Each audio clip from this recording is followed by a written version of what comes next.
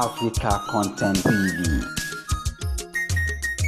Ó yẹ kí ẹ ti máa rí fídíò tó trend lọ́wọ́ yìí.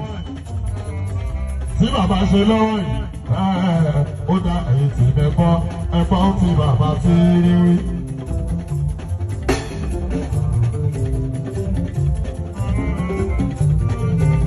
New update, ẹ jọ̀ọ́ ẹ̀yin tí wá, ẹ̀yin tì ẹ̀fọ́ tí bàbá jẹ́jẹ́.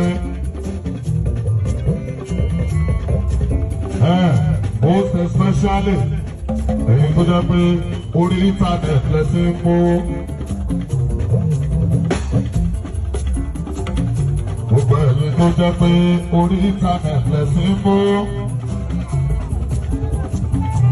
Àtẹ̀yìn tó jẹ́ pé ìfẹ́ Pasuma lẹ́sìn alábẹ́. Àtẹ̀yìn tó jẹ́ pé ìfẹ́ tí ilẹ̀ dàlẹ́ ní ọmọ proprietor ló ti bá. Bàbá ní ẹjọ́ sórí wa o, ẹ vibe sórí wa, ọ̀nà yàgbá sí lẹ́dà o, sẹ́bi lè gbé wa lárugẹ àwọn ayé o. Ẹ jọ̀ọ́ o, ẹ bá fi pàṣẹ bàtà yín jíbá, bí o lè fi bàbá mi ìtàyé alábẹ́. Èyí ti ẹ̀fọ́ tí bàbá jẹ́jẹ́. Èyí ti ẹ̀fọ́ tí bàbá ti rí wí.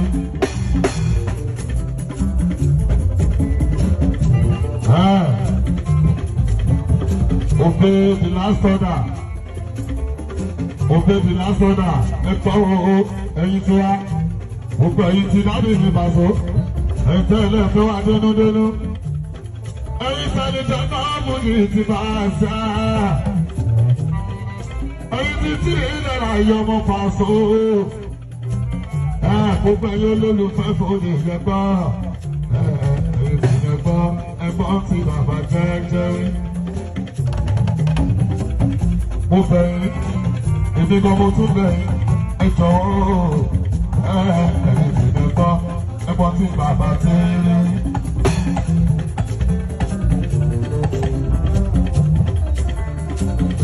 Ẹjọ́ rẹ̀ bẹ́ẹ̀, ó tún wà bẹ́ẹ̀, òbí ibi lásán àjẹgbẹ́, àlùbárí náà ọlọ́bẹ̀ ògùn yẹn. Ọlọ́bẹ̀ àjọba àtẹlẹ́ náà ògójó yẹn. Ọmọ yẹn ò gbọ́ pa, wọ́n ti ké létí lọ, létí lọ, létí lọ.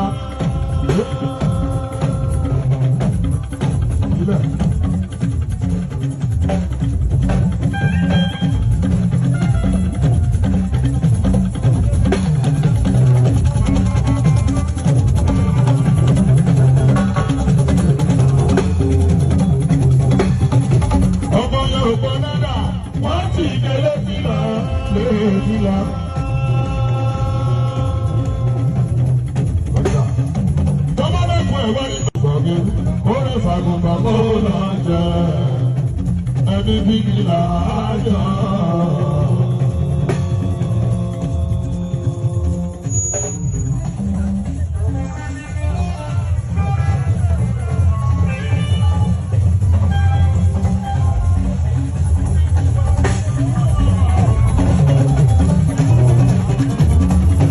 Ọmọ máa ń sin ọmọ Yorùbá náà wọ́n ti kéré tiwa.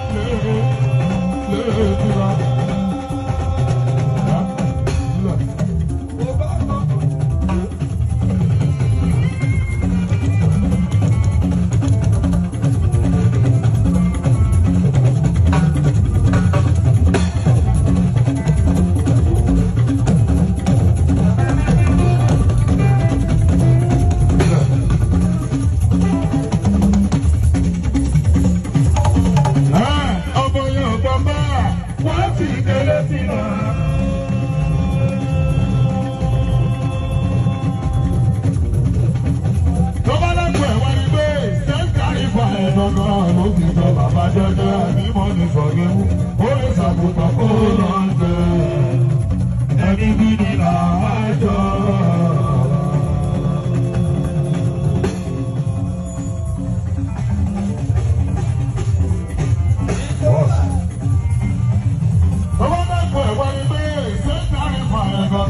Lóbi lọ bàbá jẹ́jẹ́ àdìmọ́ ní sọ̀rọ̀ ewúrẹ́ kó lè fàgùtàn kó lọ jẹ. Ẹni bí ni làá jọ.